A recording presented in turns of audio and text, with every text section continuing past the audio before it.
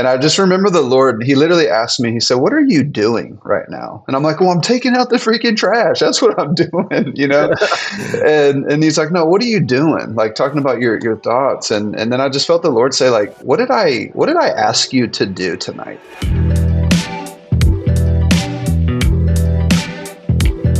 Well, hey everyone, welcome to the Intentional Churches podcast. We are here to give you practical wisdom and insight into leading your church and radically aligning your teams and your people back to the Great Commission. And if this idea of bringing radical alignment to your church is interesting to you, the best place to get started is with our free Radical Alignment ebook. It's just a quick 15-minute read, and it unpacks what it means to be on this intentional church journey. It's full of practical steps and includes an assessment to gauge if your leadership team and church are radically aligned. So make sure you download it for free at intentionalchurches.com/alignment. Well, we've got a great conversation in store today, and as usual, I am joined by my good friend Doug Parks. What is up, Doug? How are you doing, Aaron? It's good to see you. It's good to see you too. I'm good. It is weather is heating up in Vegas. We're already in the 80s, so let's go. I put my AC on last night. I did too. I gave in. I did too. I caved. We've got a couple new friends with us today. And so I would love to introduce them. Actually, I would love for them to introduce themselves. So we've got Gregg and Leilani. And you guys get to decide which one of you wants to go first. Introduce yourself. Tell us a little bit about yourself. Well, I'll let you kick it off. Yeah, I'll jump in. Yeah, so we're Gregg and Leilani Sizemore. We are the pastors at Creekside Church. We are in Dallas, Georgia, which is about 45 minutes northwest of Atlanta. We planted Creekside back in September of 2019, 6 months before COVID. So that's probably an entire other episode on this podcast. Wow. So yeah, if you want to know how to lose momentum right after a really big launch, I've got all of the tips and tricks for you. But no, God is faithful and good. We've been married 26 years, have 2 kids. My son turns 20 this year, which is bizarre. And my daughter is 17 and about to graduate high school next year. So insanity. Wow, that's awesome. Leilani, Yeah. what do you want to add to that intro? We are both little fun things that we love to do. Gregg and I love to run together. I've been a runner for almost 20 years now, and he joined me on this fantastic journey a couple years ago. So that's fun. We run together every single day, and our favorite thing to do when we're not church planting is get away to the beach. So we get to do that in a couple weeks. So I'm super excited. Mexico in 10 days. Come on. Thank you, Mexico. Jesus. Which beach are you going to? So we go to Focu, which is, we fly into Tulum, which they have a brand new international airport now. And then it's literally, yep. So it's in between Tulum and Cancun, closer to Tulum. So beautiful spot. We've been And this going there was the moment that all of our listeners booked flights to Tulum. Come on. Yeah. Come on. Right. You're So welcome, good. Delta. Yeah, I won't tell you the exact spot because it's kind of secluded where we go, and we like being just chill. We're not in a busy area. Touristy, Love to yeah. I will commit to praying for no seaweed or whatever it's called. Thank you. Thank you. Yeah. Well, and where we go, we found this perfect spot that never gets that. So it's like this perfect spot in the bay where all the seaweed just goes to other people. And like you said, we're not going to tell y'all where it is. I was going to say, how much do people have to pay you to find out the secret hidden location? Yeah. There's a number for everything. So we can work that out. So we'll have their people get with your people. That's exactly. Right. Yeah. All right. Well, hey, why don't you just tell us a little bit about the journey of your church? You said you planted in 2019. Obviously, you said a whole other episode could be done on planting and then COVID hitting. But maybe just tell us a little bit about, why did you plant there? What prompted you to plant there? And then a little bit of the journey of your church since. Yeah, so our journey in the ministry, we went into full-time ministry back in 2008, so we're going on 17 years in full-time ministry. We kind of had a radical shift. For me personally, I was in the retail financial world, super successful back in the day, and then had kind of a young rich ruler story of sell everything and follow Jesus to build the kingdom. So that's maybe another episode as well. But really, started off as like student ministry missionaries at our first church. Was the first time we had ever even heard the word church planting. 3 years into that, ended up at a church that was it was a relaunch of a plant. So got to really experience, church planting almost from the ground up. Was on staff at that church for 7 years. They ended up becoming our sending church. So kind of in that journey was learning about just, multi-site, learning about planting churches, learning about just really becoming students of multiplication. And, God just wired me in that crazy, psychotic, entrepreneurial type personality to say, man, let's do this. So, yep. And then 2019, we did it, and here we are. We celebrate 6 years this September. So, but I would say the why, obviously, it was just to reach people far from Jesus. I mean, we have a huge evangelistic heart to see this community come to know Jesus. We're, in the South, we're obviously in the Bible Belt, so it's not like there's a lack of churches here. But the specific area where we are, there was kind of a crazy story, but there was supposed to be a lot of growth happening 5 years ago whenever we planted. Obviously, COVID put a big stop on that. So all of the growth of the community that was supposed to be coming 5 years ago is just now at a tipping point and about to finally come. So we're excited about that. But I would say it was just a fast growing, community. We've got a 7A high school literally right next to us with over 3,000 high school kids. I mean, it's a massive school with just a lot of people that are either de-churched or, don't know Jesus at all. So that was really our why. We just want to live out the Great Commandment and the Great Commission. So, yeah, and I'm curious, Leilani, in my history, I was once, long ago, a Chick-fil-A owner-operator, and my wife worked with me, for me. I never know which one to say. As she was the one that really came in and cleaned up the kitchen for us. And so we learned over the years how to work together. I'm curious for you, what was taking this big a risk to go church plant and do it together, and you guys working together, and how does that all work in sync? Yeah. So connect the Chick-fil-A first real quick before you jump into that. Well, that is kind of funny because Greg and I actually met at working at Chick-fil-A together. When we were 17. Nice. When we were 17. Yeah. So 17 years old, we worked together at Chick-fil-A. So that was our beginning of working together. We actually worked together. It was. Yes. Yes. She was a graduated white shirt. I was just a peon little red shirt. So yeah. That's right. Yeah, so that was the beginnings, the origins of Gregg and Leilani working together. But I would say our skill set is very complementary. And I was not directly on staff at a church prior to us starting Creekside. I've always worked in kind of the parachurch world, doing back-end systems, processes, operations type work. And so when we first were assessed to start Creekside, one of Gregg's first recommendations was that he needed a Leilani. and he's like, well, I have a Leilani, so I don't need to hire someone else. Babe, would you consider coming on staff with us? And so I actually came on staff 3 months into the launch of our church as our director of operations. Since then have become ordained and become our executive pastor.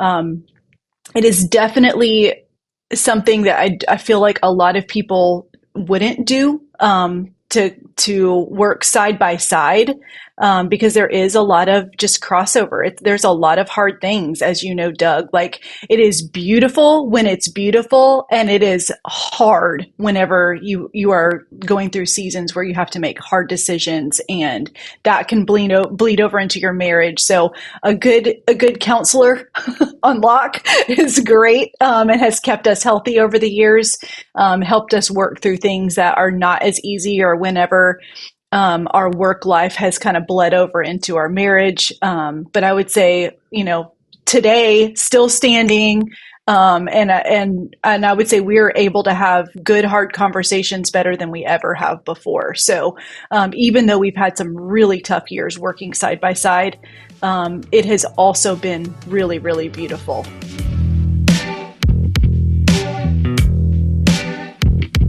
I think I would just ask you both, I know a little bit, but talk to our listeners about kind of this last season. Maybe, Gregg, you going back to engaging with IC some and like what happened in you, and then what kind of changes did you begin making because of it? So, Yeah.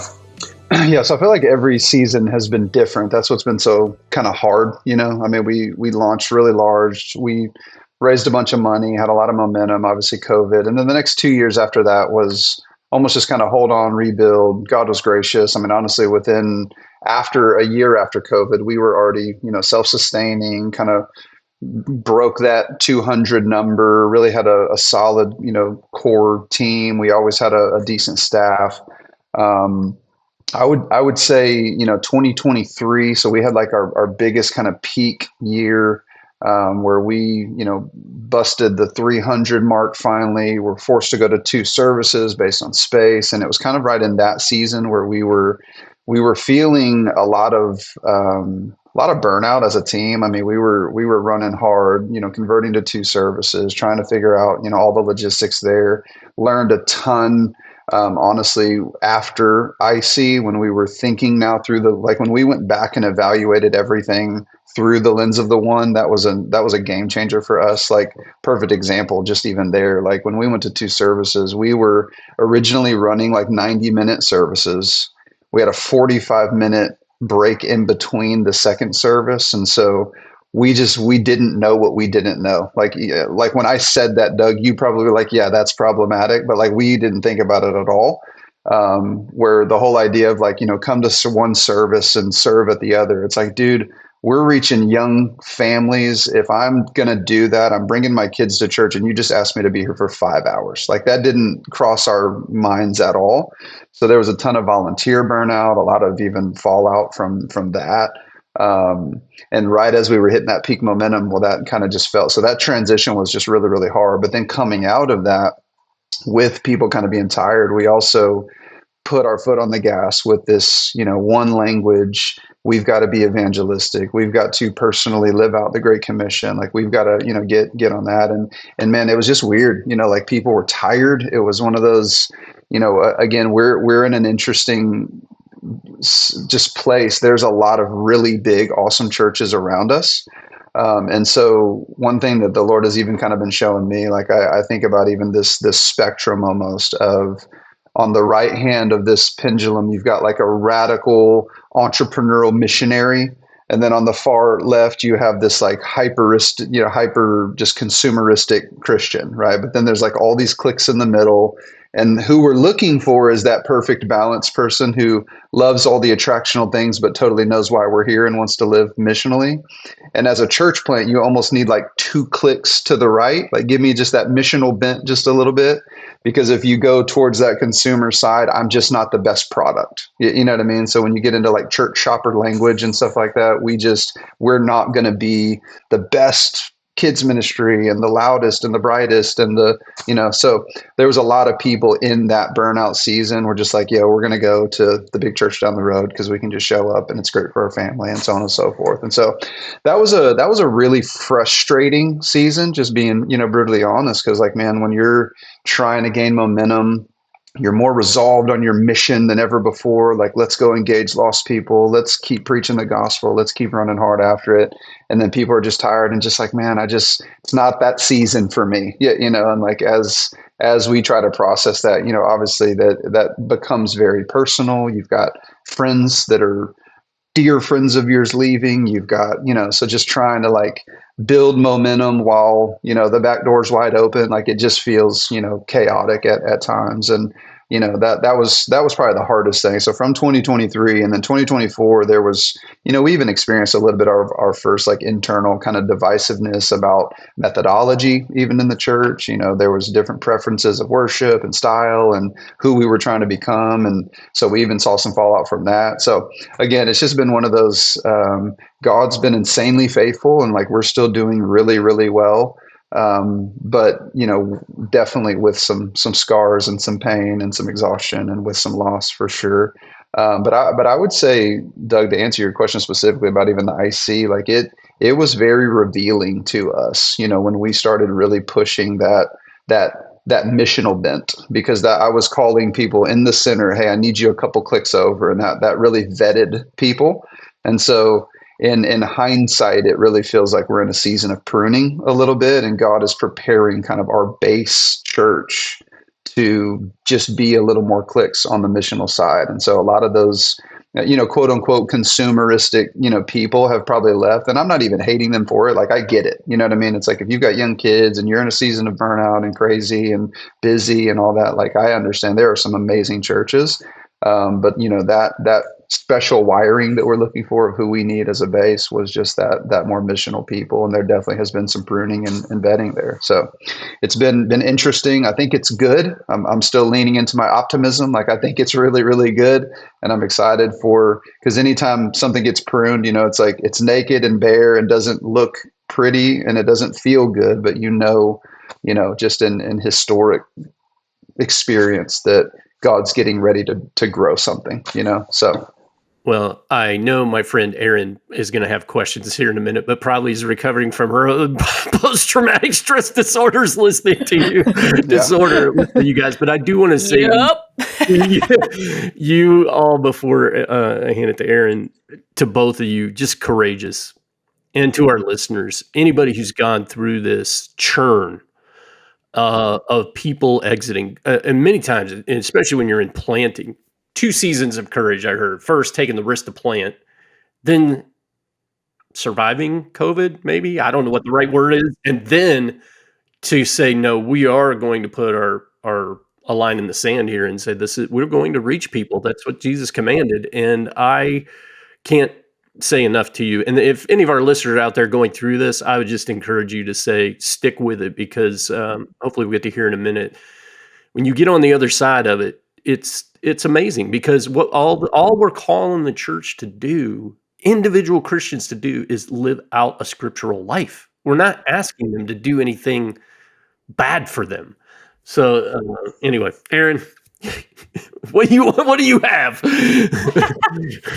I mean, I have a lot of questions, but I think I'll start with, so you get in touch with IC, and you're really, you said it was just kind of eye-opening and revealing, I think is the word you used. And what were some of the first steps you took to begin like aligning towards the Great Commission across your church? Like, maybe just get even hyper practical for just a minute. What were some of those steps that you took? I hear you describing like some of the pain and the people side on the back end. And I would, we'll get into that as much as you guys are comfortable or not.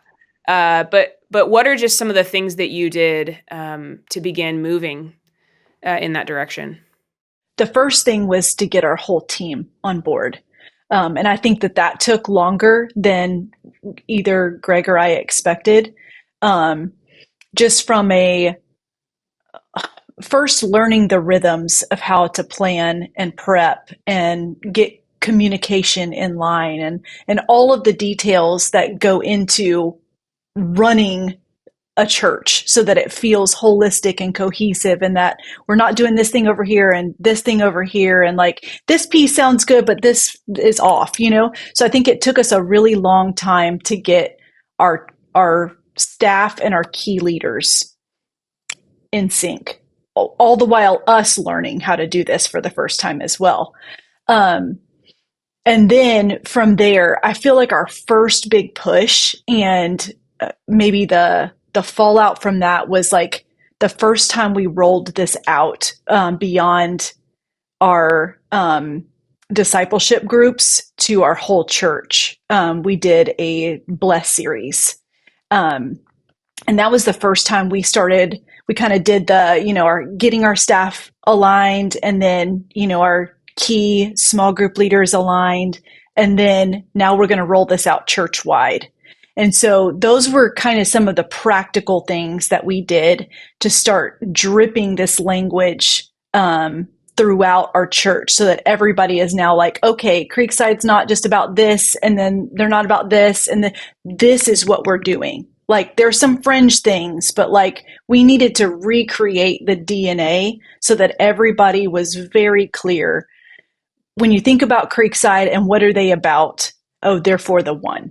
This is in everything that they do. So I think it just took us a long time to get all of those pieces and roll them out so that in everybody's minds, we were all on the same wavelength. I would just affirm, Aaron and Gregg and Leilani, this is the number one leadership issue in church leadership today, getting alignment. And it's why you're hearing and going to see from intentional churches so many resources coming to help leaders really get their head around where's alignment really. It's creeping in at every turn. And it might be over social issues. It might be over consumeristic programming issues. It might be over, I had thought, Gregg, we were done with music styles, but it sounds like it may be over music styles. There is misalignment creeping in at every turn. And I believe the challenge of any church leader is there will never be an arrival. And that, for me, sometimes feels defeating, that I've got to fight all the time to get people aligned back to the thing. Yeah. So, Well, I'll piggyback what she said too, because I think it wasn't so much like worship style as far as music. I would say whenever we, and for context too, when she said bless, if you don't know Dave Ferguson's book Bless, that's what she was talking about. Just it's a neighboring well, pretty basic thing. But it's funny when that was the first time, because like I'm a pretty exegetical preacher. I love taking books and just going through books of the Bible. When I did that Bless series, I got more pushback on that series than I have ever gotten on a teaching series. It was like, when did we start doing TED Talks? And I mean, there was just like crazy pushback on some of that. And it's like, it was wild, right? And it's literally like we were giving biblical examples of Jesus, beginning with prayer, listening to people, eating with people, serving and sharing, like it was just a real basic concept, but like, it was just really weird. And then that bled into, again, Doug, and you guys talk about this all the time, just how the natural vacuum of all churches begin to just inwardly focus, where it just becomes this equipping the saints for the work of ministry kind of mindset, where that begins to trump the Great Commission of like, what are we actually here to do? What does obedience look like to, yes, love God with our heart, mind, and soul, but then love our neighbors and then actually go make disciples, right? Like winning people to Christ, teaching them to follow Jesus.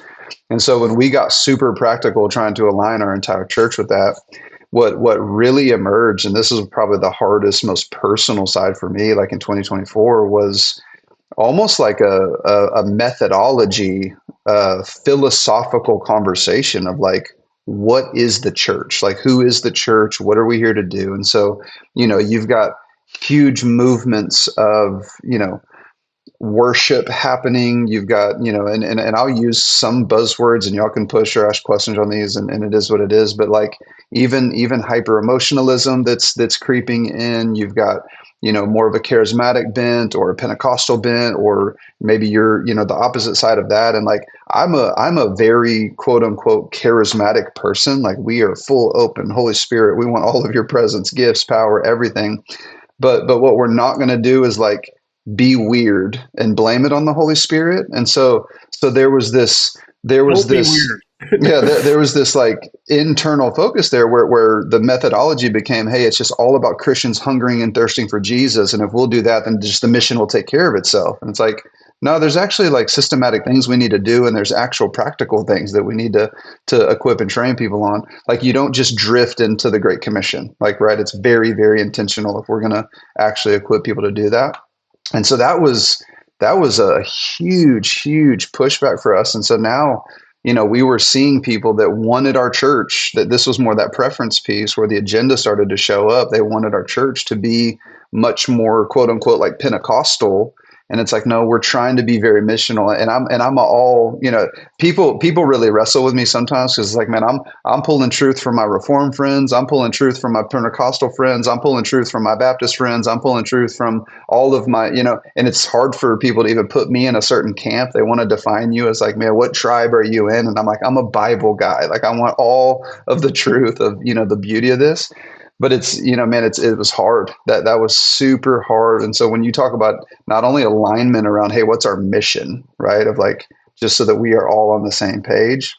Then there's all the philosophical stuff. There's all the methodology stuff. There's all the preference stuff. Like, all of those need to be aligned. And we all know, like, Paul did his best and said, be all things to all people that many would be saved. But the reality is you can't be all things to all people, especially Christian people in your church with all of their, bends and practices. And so, that to me was the most exhausting, part of like having those conversations. And I have to be very careful too, because like I can get pretty bullheaded and frustrated of like, dude, we planted this church to reach lost people. Like, that's why we're here.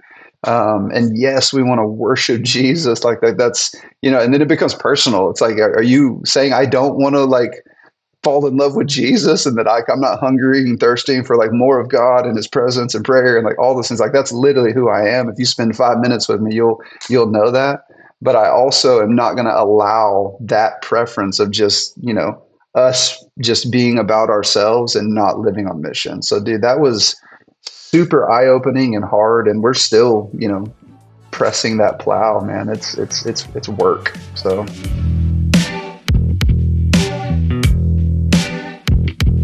I want to point back to something that Leilani said earlier, which is it took way longer than you thought to get your team in alignment.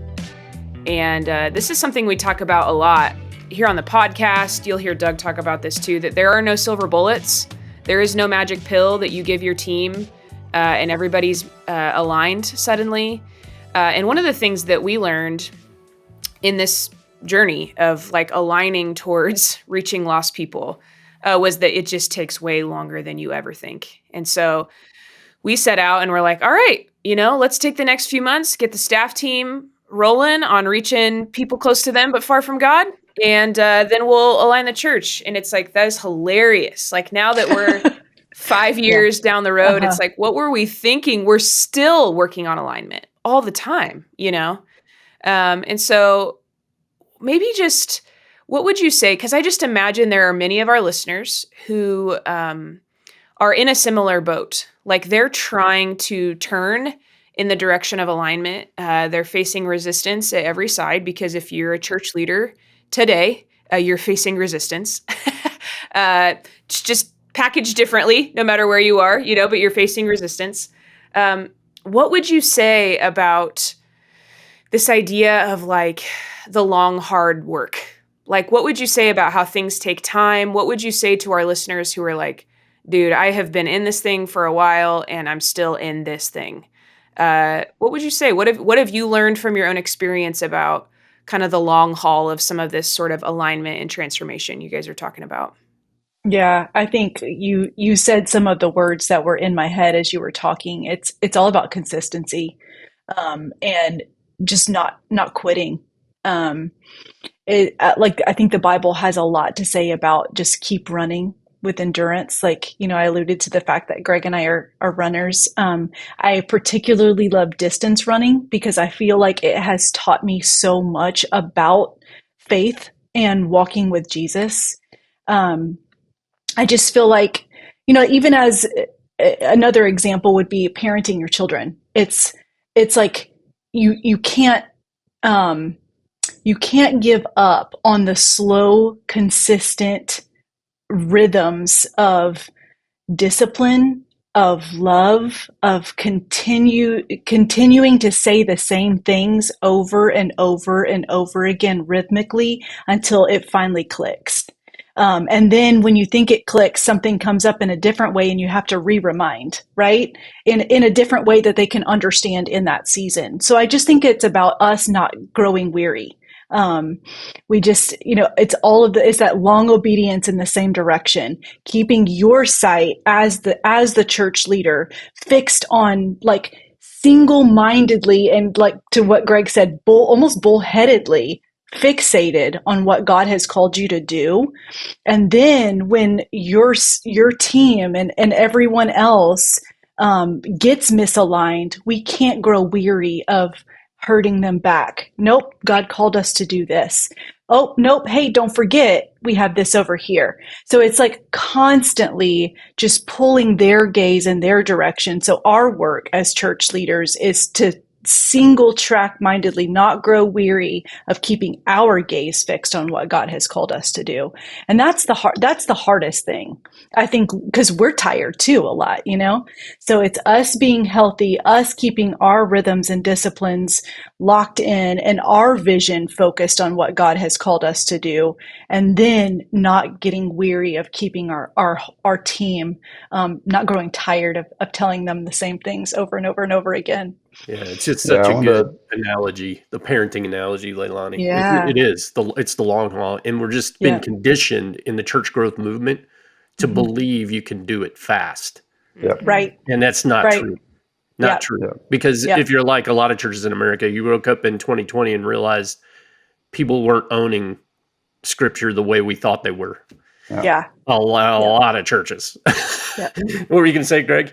Yeah, I keep coming back to a memory that was such a humbling moment for me, but also a cool moment. This was back in 2018. So again, we launched in September 19. So we were right in the heart of like our launch team meetings. And one value that we strongly value is just prayer and worship. Like we always wanted to have a passionate church, for prayer, for worship. And we invited our launch team to our first like prayer and worship gathering. Like we weren't doing training, we weren't doing the discipleship stuff. We were literally just like, we're going to show up and we're just going to pray and we're going to worship.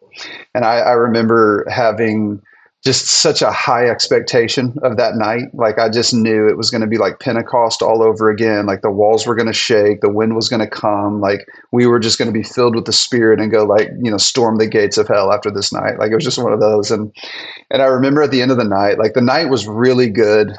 Everything went the way it was supposed to go, but it was just like, it was like, it was good. You know what I mean? Like I didn't feel that just like, oh, we just killed it, And I'll never forget, I was the last one to leave. There's a friend of mine who's just got a small church across the street from our neighborhood. He was letting us use their space. And I was literally carrying out the trash to the dumpster. And I am just like, have this dialogue in my head and like I'm talking to God and I'm running through just like, what did we do wrong? Did we not like prep right? Was the transitions weird? Like, was there anything, quenching the Spirit in the room? Like I'm just going, like my mind was just going crazy. And I remember the Lord, and he often tells me to like shut up. Like he says it nicely, but he's like, bro, just stop talking for a minute. You talk a lot, just like and I just remember the Lord, he literally asked me, he said, what are you doing right now? And I'm like, well, I'm taking out the freaking trash. That's what I'm doing, and he's like, no, what are you doing? Like talking about your thoughts. And then I just felt the Lord say like, what did I ask you to do tonight? Well, you asked me to pray. And he was like, did you pray? Yeah, Lord, we prayed. What else did I ask you to do? We worship. We just wanted to worship you. He said, did you worship me tonight? I was like, yes, Lord, we worshiped you. And then it was just like the Lord saying, well done. Like you did exactly what I told you to do. And now you're taking out the trash and you're complaining. What I want you to do from here on out is just keep showing up, keep being faithful, and just keep doing what I tell you to do. Let the results be on me. Be patient because you're impatient. So I'm going to continue to stretch you in that. And anyways, I tearfully tell that story because I've so many times come back to that space where it's like, where circumstances or to your point, Doug, it's not happening as fast as we wanted. I mean, man, if you have any kind of entrepreneurial like drive in you at all, like things are never going to move at the speed that you want them to move. They're never going to be as well funded or as fast or, explosive as you want it to be. And so to answer your question specifically, even just for listeners out there who are just grinding in this, like keep showing up, stay obedient, continue to pray, continue to press, continue to just like trust God that like you're doing what you're supposed to do. Don't compromise. Make sure you're consecrated, like, do all the things we know to do from like a spiritual, holistic, health kind of way, but like just keep showing up. keep grinding, keep running, keep moving. Just like Leilani said, man, like long distance running, she loves it. I don't, I'll be honest with you. We got up to about 16 miles on our marathon training. I'm like, yeah, that's not for me. Like halves feel really good. And then 5 mile dailies feel great. So like, we're still grinding, but it's like, but keep moving, right? There's always more in the tank. You're never actually dead, even though you feel it. And just, man, keep showing up, stay obedient, stay faithful. So good, man. Because we were talking about it before we started recording, I do want, it is part of that giving hope to some of our listeners. You were kind of sharing, it feels like we're turning the corner a little bit, right? Like talk about this last weekend. And again, I would just remind our listeners, your conviction around, you're calling people to live out Jesus' commandments. That's it. That is the authority by which you're making changes and calling people into. It's not some gimmicky thing. So, I just want to encourage people that it's not this seismic of a shift. It's like just call people back to God's word and living it out. Anyway, so tell us about last weekend. We've continued to push, even in this tough season, back to people taking on the mission of the Great Commission individually, not just us as a church, as an institution. And it was really cool. We just had, I don't know, everything, it has felt really hard over the last couple of months, but we've had more guests in the last, first time guests in the last month than we've had in a combined probably 4 or 5 months. So a lot of the things that we're doing, we're finally starting to see fruit from. But we had 2 people accept Jesus this last Sunday. Their kids showed back up to youth that night. We had a huge outreach from people in our community in the afternoon. So it was a long, exhausting day, but it was like our team was, the work was hard, but we were so filled up at the end of the day, just because we're now starting to we feel like we've been pushing this big rock uphill for so long, and in the mud, our feet are slipping. But we really got to see some huge wins this last Sunday of God just saying, hey, the work you're doing is good. I see you, and you're actually making headway in your community. So Greg, you can tell them a little bit about, it was literally textbook target ones that came to church on Sunday that accepted Jesus. It was just beautiful. Yep. Yeah. It was the first Sunday in several, and it hasn't been, again, our church environment. And we probably feel this infinitely more than anybody else. I would say most people would say, oh, dude, Creekside's great. It's been awesome. But they don't see all the stuff that's going on, behind the scenes. It just felt like the winds were in the sails. Worship was fire, message felt good. People responded to the gospel, that big event. And then I just loved the call. I did my follow-up call with, a couple of the cards of, hey, today I decided to follow Jesus. And, a guy named James and his son, who was 15 years old, they both decided to follow Jesus. And so I called him up, and it was just super encouraging, man, because he was one of those guys that, had a pretty rough past, had some stuff, had, some issues that just supernaturally God was kind of moving in his life, pulling him, towards something. And he just didn't even know what that was. And when I was talking to him, I said, hey, you checked, the box, and man, that's so cool. But what does that even mean to you? And I could tell that his answers were just he was not speaking, any type of church language whatsoever. And I said, hey, man, can I just walk you through? I was I don't want to talk to you like you're a 5-year-old, but can I just give you the grand story of God in a 5-minute summary and make all the, and he's listen, I am a 5-year-old. He's I know nothing about church. We may, my family had some seeds back in the day, maybe, but we never went to church. I graduated high school. I went off to the military. Here I am, a 40-some-odd-year-old man, and I have never really been to church, man. So I just literally walked through creation, fall, redemption, restoration, work of the Spirit, what salvation means. Just, super fast conversation, but he was so just enamored with, I can't believe I'm here, and I can't believe that you're calling me, and I'm so hungry for this. And my 15-year-old came to y'all students, Sunday night, and can't wait to come back. And God is just doing something, and it was I'm explaining baptism like I'm talking to a child, but I was just it was so good for my soul, because we forget how, we're in it so much. I mean, I've been in church my entire life, but when you step outside and like, man, I'm talking to somebody that literally has zero context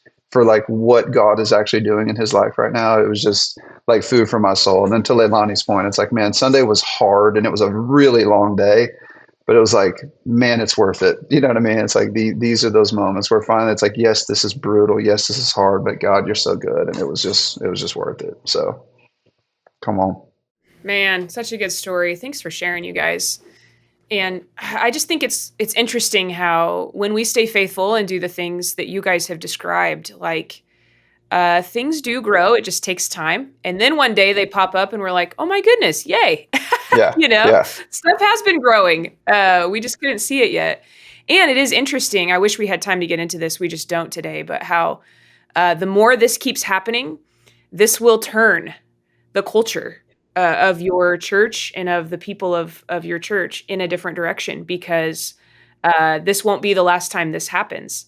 And then you'll have more and more new followers of Jesus who are inviting new followers of Jesus, who are inviting new followers of Jesus. And that has been our experience. Is the longtime followers of Jesus love them, but they often have been the most resistant to this work of the Great Commission and to mobilizing and to they, not all, but some of them want the church to do all that work. And it has taken time to, it's the new followers of Jesus. Again, that's a large stereotype I'm saying in general, that are like, okay, you have given me this great gift. Now I want to go give that to others, and that will change culture. So just encouraged by your guys' story and your journey. Thanks for just your authenticity today. Just one more question before we go. And that is, we always just love to offer like practical tips to our listeners. So you guys have been on a journey over the last 5 or 6 years. What's one thing that you would say to our listeners, especially listeners who might be struggling, who might also feel like they're pushing a giant boulder uphill in the mud? What's just one word of encouragement or one thing you would offer back to them?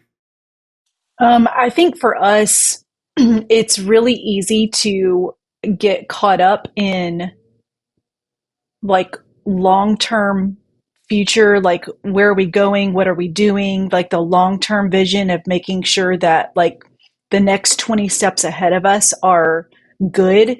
And then you lose sight of the work that is yours to do today. We actually prayed about this with our team. And I think for us right now, we've been in such a difficult season, and we're trying to make sure that like our church restabilizes into the summer and the fall, and we're making all these big future plans. But like we're here right before Easter, and we cannot lose sight of what God has called us to today, and the work that we have in front of us with meeting people in the community, and what are we asking our people to do right now. And so not losing sight of the mission that's in front of you, like today, in the middle of all the big planning that you have to do to ensure that your church stays on direction for the future. So I think for us, it's keeping both of those things in good tension.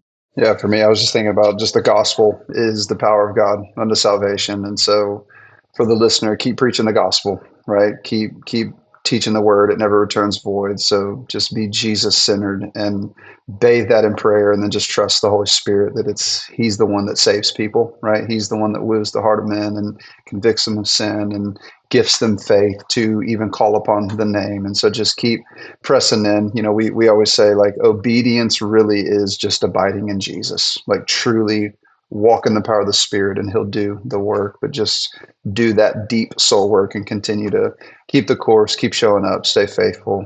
It's worth it. It's always worth it. And then I've even, been claiming these own truths. It's like, man, in the end, we win too. Like we are winners regardless. Like we win. Like keep fighting. We know how the story ends. So. Well, Gregg, Leilani, thank you so much for just sharing your journey with us, and just excited for all that God still has in store for you and your church. Doug, as usual, thanks for, stirring the pot, asking great questions. And to our listeners, thanks for listening to the Intentional Churches podcast. If this podcast has been helpful to you, please, it would really help us if you would just leave us a rating and review wherever you listen to your podcasts. This just helps us as we grow and try to reach new leaders. And don't forget, you can download the free Radical Alignment ebook at intentionalchurches.com/alignment. We'll see you next time.